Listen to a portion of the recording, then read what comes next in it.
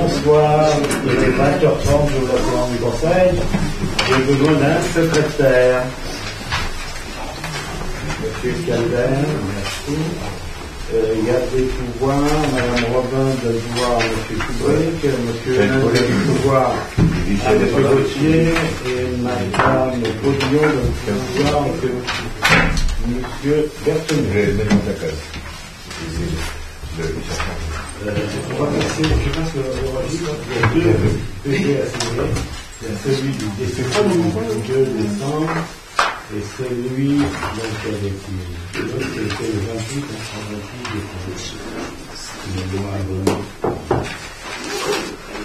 Ah bah oui,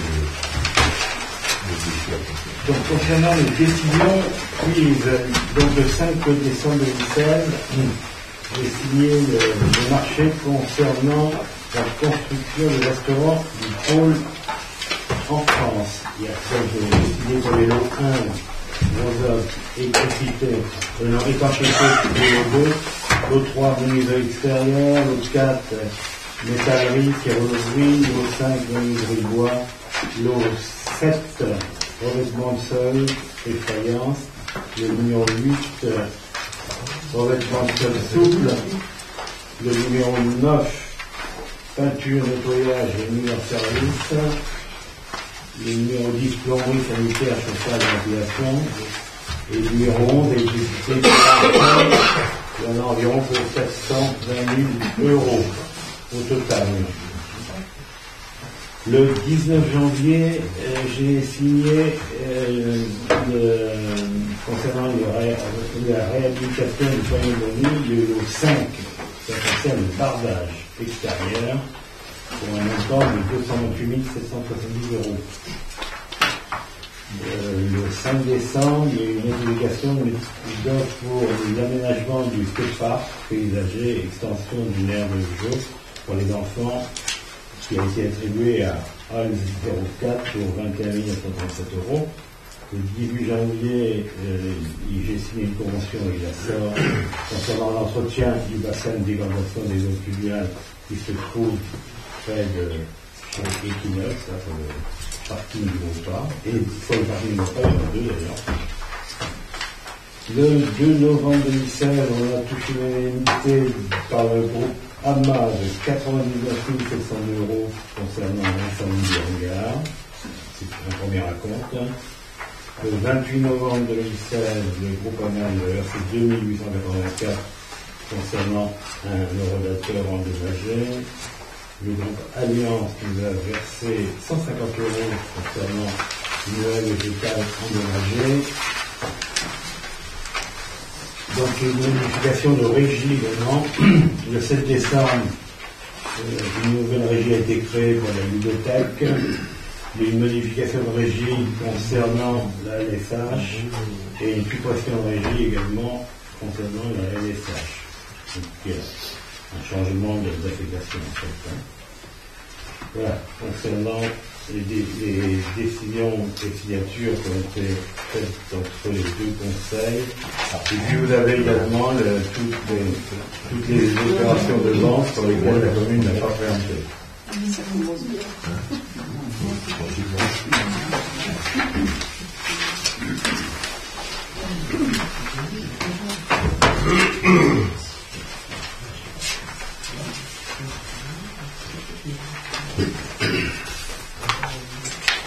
Alors, les registres, il est là.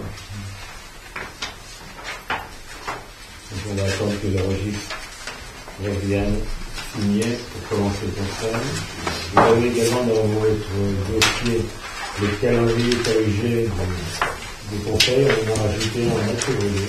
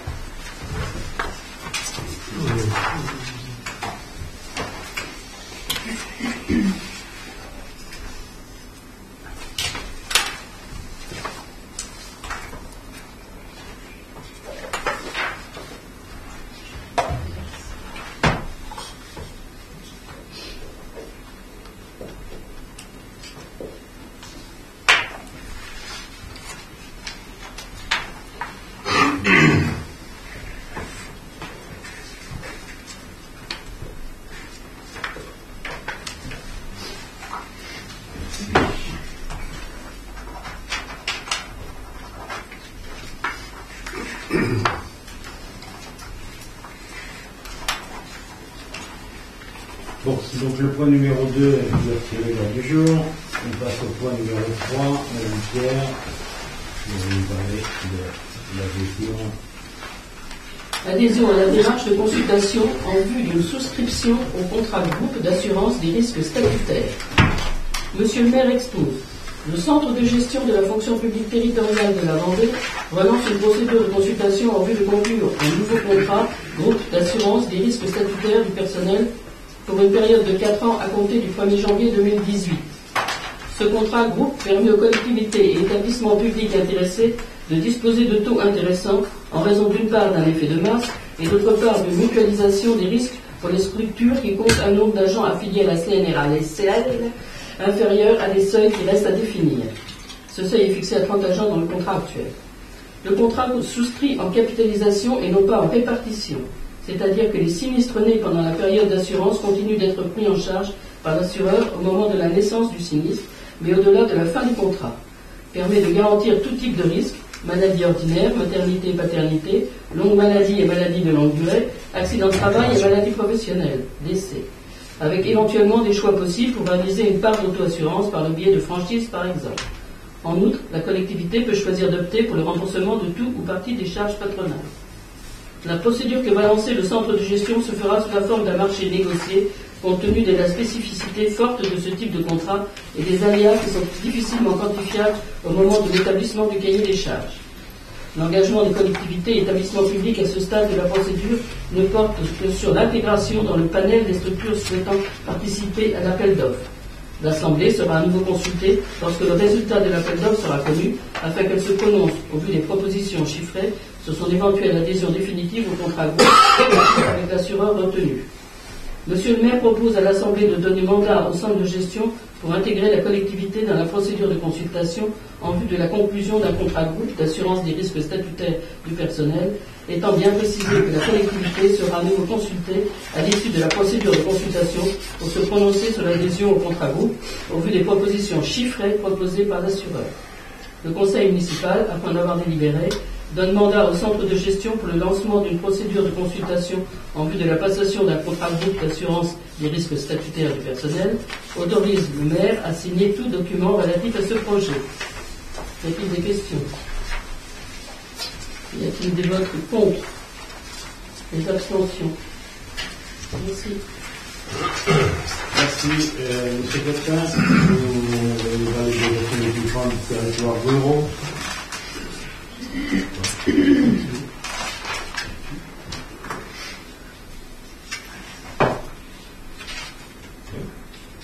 Oui, ah bah c'est bon. Il y a un laps de temps. Il y a eu 3 procurations qui étaient annoncées. Ah mais j'ai écouté, j'étais en train de signer sans doute. Je m'inquiétais. Bon. L'article 179 de la loi 2010-1657 du 29 décembre 2010 portant loi de finances pour 2011 a créé la dotation d'équipement des territoires ruraux, appelée DETR, dont l'objectif est de répondre aux besoins d'équipement des territoires ruraux dans le cadre d'opérations d'investissement. La circulaire précisant les modalités de dépôt de demande prévoit la possibilité de déposer 2 dossiers sous réserve d'indiquer un rang de priorité.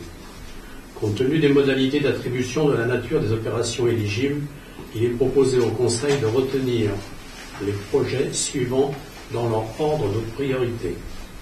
L'aménagement pérenne et sécurisé du chemin des Misottes traversant la lagune de la Belle-Henriette pour accéder à la mer. Le second, l'extension du restaurant scolaire de l'école de la mer. Le projet numéro 1, chemin des Misottes. Son coût prévisionnel est estimé à 379 000 € hors taxe. Son plan de financement prévisionnel est établi comme suit. En dépenses, études et honoraires à hauteur de 28 000 €. Démolition et déblaiement, 17 000 €. Mise en place des passerelles, 324 000 €.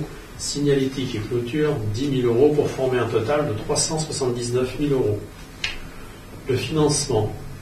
Dotation à la DETR autour de 30% à hauteur de 113 700 €. Subvention FEDER. FEDER est une subvention donnée par la région autour de 50% pour 189 500 €. Et enfin, la participation de la commune à hauteur de 75 800 € pour former un total de financement de 379 000 €. Donc on rappelle que le coût estimatif de l'opération est d'un montant de 379 000 € hors taxe. Le second projet, restauration de scolaire à l'école de la mer. Le coût prévisionnel de l'opération est estimé à 97 000 € hors taxe. Le plan de financement s'établit comme suit. En dépenses, études et honoraires 10 000 €, travaux d'extension 77 000 €, matériel et mobilier 10 000 € pour former un total de 97 000 €. Le financement sera assuré par une dotation DETR à hauteur de 35%, soit 33 950 €, et la commune à hauteur de 63 050 €, pour former un total de 97 000 €. Donc si vous êtes d'accord, on vous demande d'approuver l'opération d'aménagement du chemin des Misottes sur la lagune de la Belle-Henriette, d'approuver l'opération d'extension de restauration scolaire de l'école de la mer et d'autoriser Monsieur le maire à solliciter les subventions correspondantes. Est-ce que vous avez des questions? Moi j'en ai une concernant le chemin des Misottes. Oui. Ça se fera au même endroit? Oui. Il se fera, oui. Merci. J'en ai une autre qui est une question, c'est d'abord une remarque et puis ensuite c'est une question. J'ai quand même le souvenir que lors du dernier conseil, vous vous étiez montré plus que réservé sur ce projet. En particulier, vous avez mis en avant la dangerosité, d'une part la dangerosité de cet aménagement, et d'autre part que ça ne correspondait qu'à l'intérêt de certains campus. Et je vous avais même indiqué à l'époque, par rapport aux informations dont je disposais, qu'effectivement il y avait la possibilité d'obtenir des subventions à hauteur de 80%. Alors je vois avec une certaine satisfaction que vos demandes de subventions correspondent à peu près à ce qu'on avait pu dire, donc les 80% ils sont tout près là. Voilà. Et moi j'aimerais bien savoir quels sont les éléments nouveaux qui vous ont fait si rapidement changer d'avis, parce que la dernière fois on n'était pas parti pour le faire. Alors d'abord, c'est pas si rapidement. 2 décembre, 20 janvier, ça fait 6 semaines. Hein, donc, c'est pas finir. Ouais. C'est pas finir. Donc vous n'êtes pas sans ignorer les échanges que j'ai pu avoir avec monsieur le sous-préfet. Absolument. Donc nous avons beaucoup échangé. Et donc à la suite de ces échanges, j'ai provoqué une réunion qui s'est tenue hier avec des gens notamment de l'Adréal, puisque le blocage était à ce niveau-là. Donc les gens de l'Adréal sont venus hier ici en mairie, nous ont apporté la bonne nouvelle en nous disant que le projet, à condition d'être modifié, pouvait bénéficier des fonds fédéraux. Donc, aussitôt dit, aussitôt fait. Nous avons donc modifié le projet, puisque notre projet initial prévoyait 2 passerelles, mais comme la réserve naturelle oblige à démonter le chemin existant, on ne peut pas laisser du tout de gravier, il faut absolument remettre l'état naturel. Donc nous avions heureusement dans nos tiroirs, dans nos plaquettes, nous avions un projet de réserve. Et donc, si les dotations arrivent bien comme elles nous ont été annoncées, on va avoir une passerelle qui va être beaucoup plus longue et qui va coûter moins cher. Et qui va être plus haute. Qui va être plus haute, puisqu'on prévoit de la faire 3,50 m. Avec les discussions avec M. Hainaut, etc. Nous avons réussi, donc on va avoir une passerelle plus haute qui ne sera pas inondable.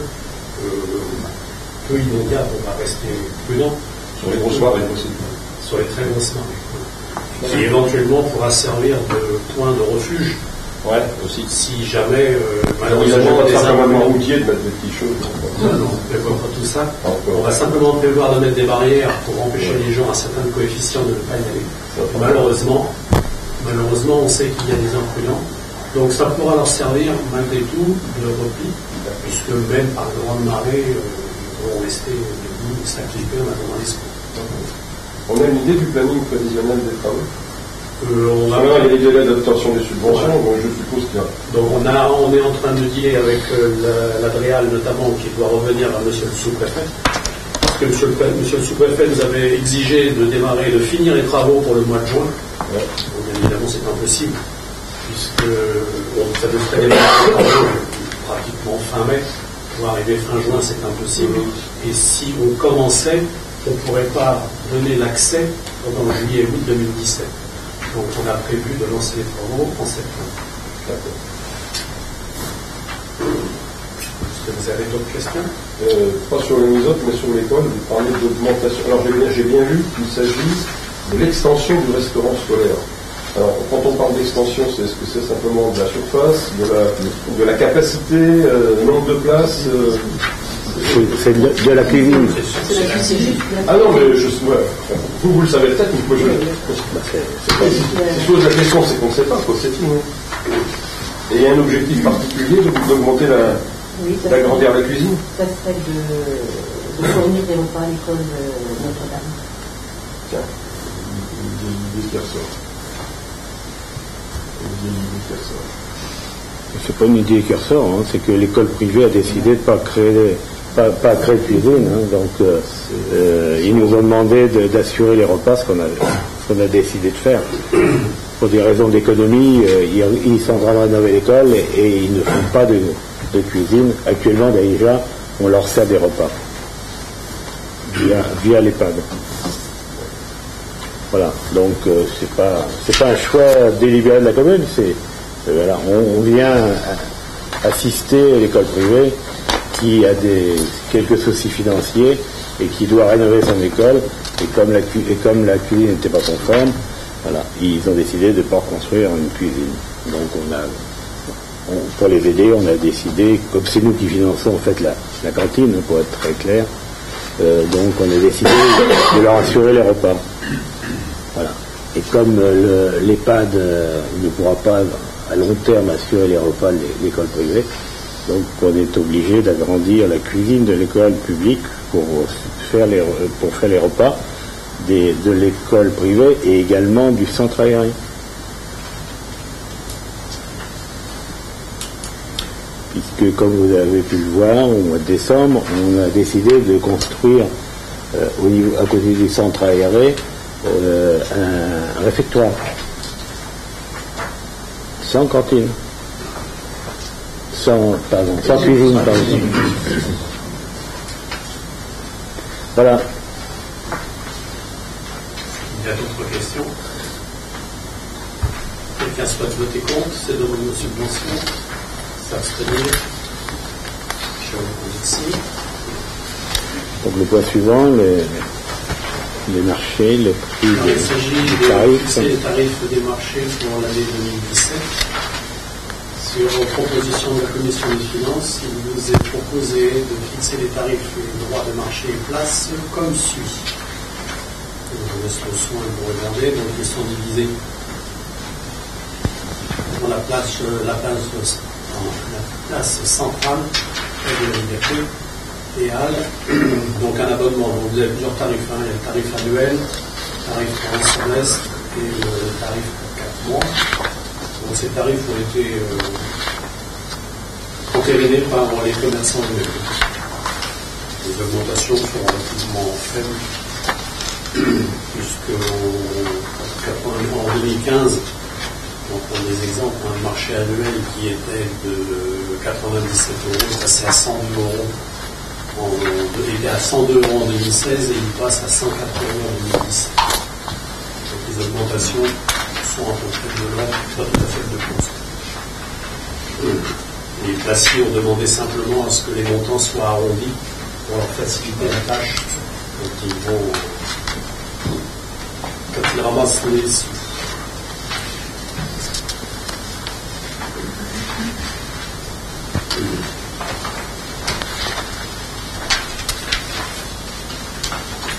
Est-ce que vous avez des questions? Est-ce que quelqu'un souhaite voter contre ces tarifs? S'abstenir? Je vous remercie. Toujours dans les tarifs, du stade.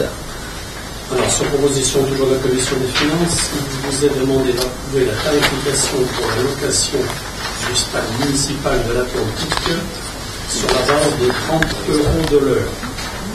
Autoriser M. le maire à prendre toute disposition pour appliquer ces tarifs. Est-ce que quelqu'un est contre? Ça s'adresse à quel type de client, simplement? C'est quelque chose qu'on avait vu, qui avait été vu il y a quelques années, mais on n'avait pas voté ça l'année dernière. Ça n'avait pas été voté l'année dernière. D'accord. Non, c'était parce que je pensais avoir un trou de mémoire, mais on n'avait pas voté l'année dernière. Ça s'adresse à quel type de client? C'est comme des clubs extérieurs qui viennent nous rendre visite ou des choses comme ça? Non, pas nous rendre visite quand ils viennent faire des stages. Faire un stage, voilà, c'est ça. Oui. Mais quand on parle du stade, c'est le stade avec les équipements, c'est-à-dire les douches, les vestiaires, etc. C'est pour ça qu'on a mis un tarif, parce que c'est d'accord. Ouais, non. Okay. Et l'entretien de la pelouse. L'entretien et l'entretien de la pelouse. Oui, bien sûr. D'autres questions? Est-ce que quelqu'un souhaite voter contre? S'abstenir? Je vous remercie. Donc, on va continuer pour les autorisations d'engager, de liquider, de mandater les dépenses d'investissement avant le vote du budget primitif de 2017. Préalablement au vote du budget primitif 2017, la commune ne peut engager, liquider et mandater des dépenses d'investissement que dans la limite des restes à réaliser de l'exercice 2016. Afin de pouvoir faire face aux dépenses d'investissement urgentes, la commune peut, en vertu de l'article L 1612-1 du Code général des collectivités territoriales, autoriser le maire à mandater les dépenses d'investissement dans la limite du quart des crédits inscrits au budget 2016. Les crédits correspondants seront inscrits au budget lors de son adoption. Les dépenses d'équipement votées sur l'exercice 2016 par le conseil municipal s'élevaient à 7 409 300 €, ce qui autorise une couverture des crédits à hauteur de crédit à hauteur de 1 852 325 €. Ainsi, il est proposé au conseil municipal d'autoriser M. le maire à engager, liquider et mandater les dépenses d'investissement sur le budget principal de la commune avant le vote du budget primitif 2017 selon le tableau ci-dessous. Donc, en réseau voirie, il y a 250 000 € qui sont essentiellement les abords du pavillon de l'ONIS. Le mobilier correspondant, une partie du mobilier correspondant pour le pavillon de l'ONIS, les concessions et droits similaires, 1 300 €, c'est pour le logiciel d'état civil, les mises à jour du logiciel d'état civil. Le matériel et bureaux informatiques, ça c'est des dépenses de services mobilier pareil, les émotions corporelles aussi. Les installations et matériel, outillage, 18 200, ce sont les équipements pour le CPM. Le matériel de transport, 20 000 €, il s'agit d'un engin de plage. Les autres agencements, 3 000 €, c'est parcours de sécurité, parcours de santé dans la forêt. Les autres émotions corporelles, 2 000 €, c'est du matériel pour la salle omnisport. Les subventions d'équipement et autres, pour les 5 000 €, c'est des travaux dans la forêt communale. Les réseaux de voirie, 50 000 €, c'est pour le marché à bon de commande. Les autres agencements et aménagements de terrain, 50 000 €, c'est l'étude pour la Belle Henriette, le chemin des Misottes. C'est une partie d'étude sur le chemin des Misottes. Les frais d'étude, c'est le diagnostic accessibilité des personnes à mobilité réduite. Et enfin, les autres bâtiments, 250 000 €, ce sont les frais de cantine. Donc le tout formant un total de 697 800 €, pour bien au-dessous des 25% dont nous sommes autorisés. Est-ce que vous avez des questions? Est-ce que quelqu'un souhaite s'abstenir? Vote est contre. Je vous remercie. Merci. Monsieur Gauthier, vous nous parlez d'une rétrocession de voies. Oui, donc il s'agit du lotissement Les Jardins de Sainte-Anne, donc demande leur rétrocession dans le domaine privé communal. Et ça concerne bien évidemment la voie et puis les espaces verts. Donc M. Brault, qui est le président de l'association syndicale de ce lotissement, sollicite cette rétrocession. Donc, comme toute rétrocession au préalable, il faut faire un diagnostic en faisant une inspection télévisée des réseaux d'assainissement et une vérification de conformité des réseaux téléphoniques. Donc, nous avons reçu ces documents le 18 novembre et donc le président réitère sa demande. Donc, aujourd'hui, il n'y a plus d'objection à cette intégration. D'autant plus que la commission lotissement étant allée sur place, tout est OK.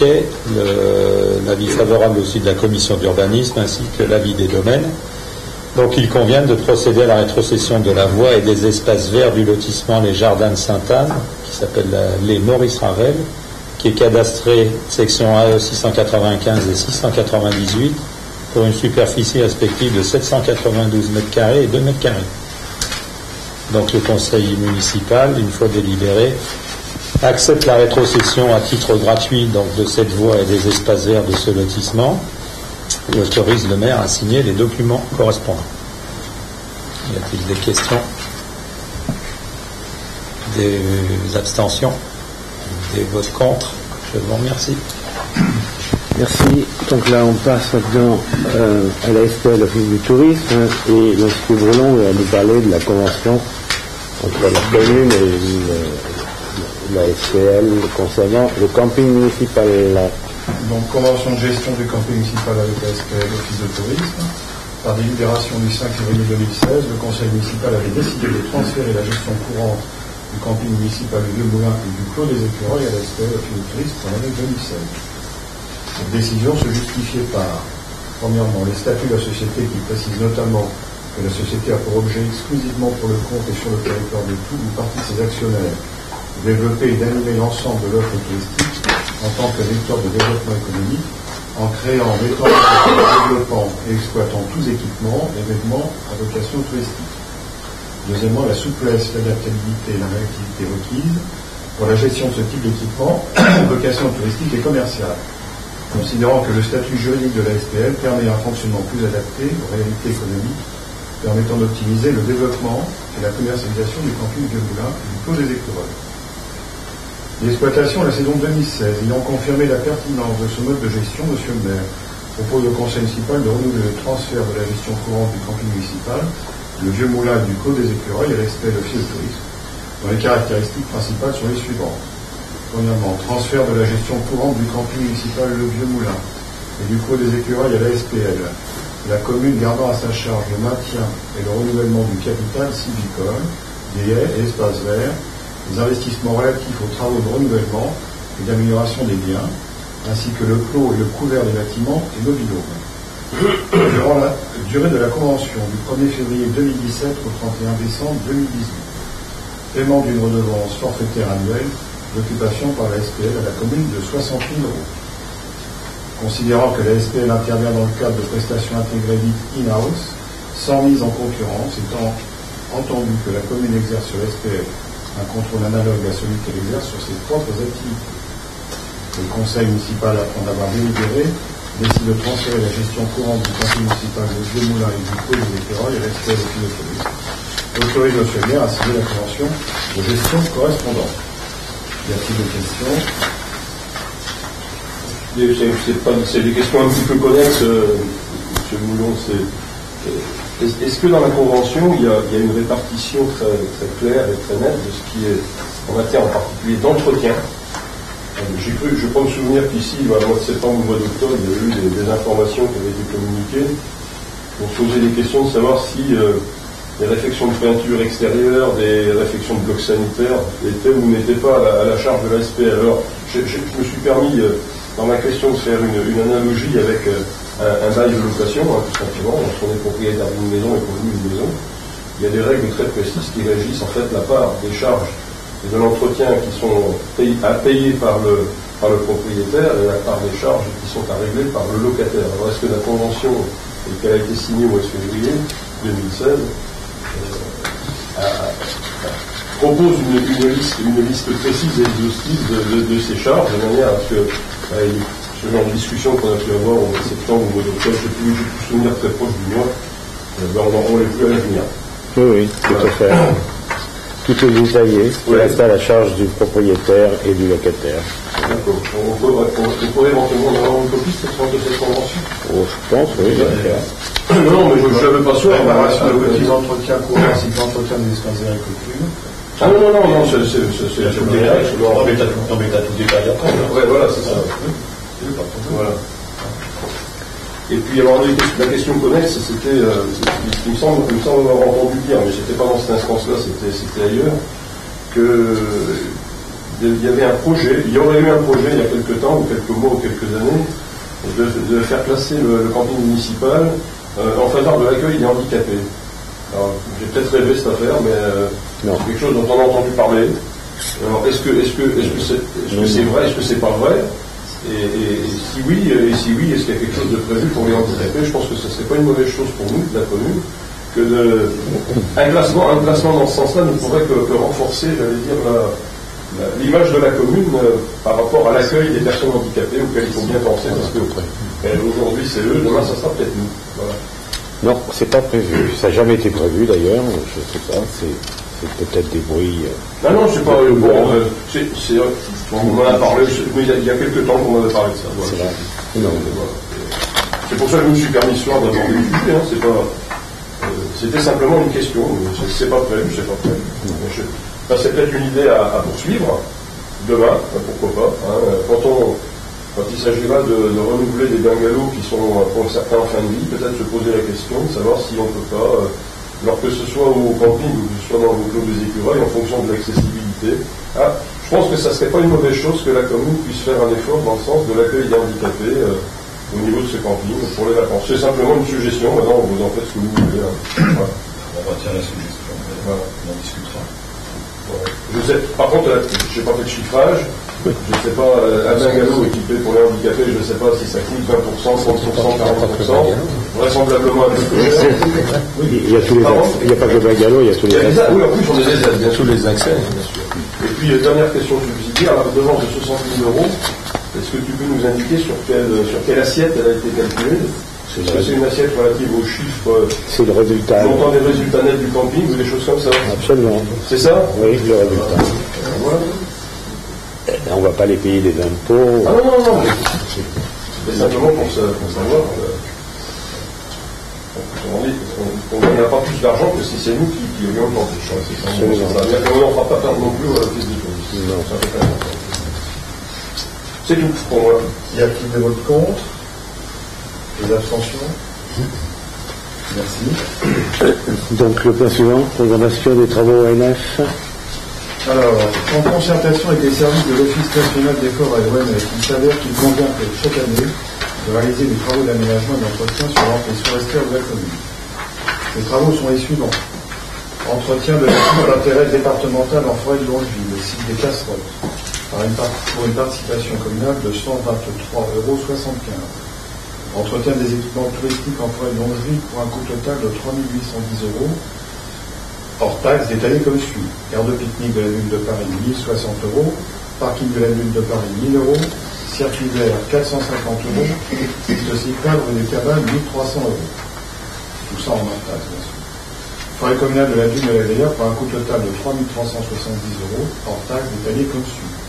Travaux de régénération artificielle, 300 €, travaux touristiques, 1970 €, travaux sylvicoles et en entretien, 1100 €. Y a-t-il des questions? Moi, j'en ai une qui concerne la ville de la Veillère. Il y a plusieurs mètres carrés de chênes verts et de pins qui ont disparu. Est-ce qu'il est prévu d'effectuer une replantation? À quel endroit? Il y a eu deux endroits où ça disparaît. Il y a un endroit plus vers la place, après la place des Camélias, il y a un autre endroit au départ, presque en face du plan d'eau. Du premier. Oui.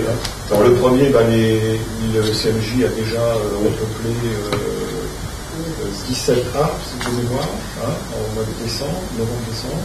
Donc là, il y a déjà eu un premier repeuplement. Et c'est donc la suite de ce repeuplement. Et alors oui, il est prévu 100 pins qu'on replante dans la place des Camélias. Pas sur la place des Camélias. Toujours sur cette parcelle, qu'on appelle parcelle numéro 2. C'est la parcelle qui se situe pour être entre le petit chemin qui derrière chez l'ancien pharmacien. Là. Voilà, c'est celle-là. Voilà, c'est ça. Dans la forêt communale. Parce que les chênes verts, en fait, ils n'ont pas été arrachés, ils ont été coupés. Parce que moi, je suis passé. Qu'est-ce qu'il me dit que les chênes, qu'est-ce qu'il me dit que les pins ne sont pas coupés? Ils sont dit là. Ils ont disparu. Comment? Ils ont disparu. C'est pour ça qu'on vote. Mais non, ça va redisparaître. Je le dis simplement. Déjà, les pins ont été plantés par le CMJ, ont été plantés avec un piquet en bois où il est marqué le prénom de chaque enfant. Donc là, je pense que les gens hésiteront quand même, si quelqu'un fait quelque chose, on le fait. Voilà. Après, le reste, quand le NF plante, il plante avec des précautions, je crois qu'il doit mettre des bouteilles de protection avec un piquet. Bon, alors, je pense que... Alors, dans le cas où certains aimeraient les enlever, nous avons eu quand même la précision par l'ONF que dorénavant, la forêt communale est une forêt communale, mais elle est toujours sous le régime forestier de l'ONF. Donc, s'il y a des dégradations dans la forêt de l'ONF peut porter plainte sur le plan administratif. À ce moment-là, la commune a le choix, soit de s'associer à la plainte, de demander des dommages-intérêts, soit de ne pas poursuivre en dommages-intérêts. Mais de toute façon, la plainte se poursuivra si le procureur l'accepte. Donc de toute façon, ce qu'on ne savait pas avant, parce qu'avant on ne savait pas que c'était toujours sous le régime forestier. Maintenant c'est fait. Bon, à mon avis, il n'y aura pas de nouvelles actions de ce côté-là. C'est l'ONS. C'est dommage parce que quand les pas vont pousser, il y en a certains qui vont se plaindre de ne pas avoir la vue sur la mer. C'est pour ça que Ils sont plus là. Quand les pins vont monter, à mon avis, à une certaine hauteur, ils auront toujours la vue sous la mer. Oui, mais ça va certain nombre d'années.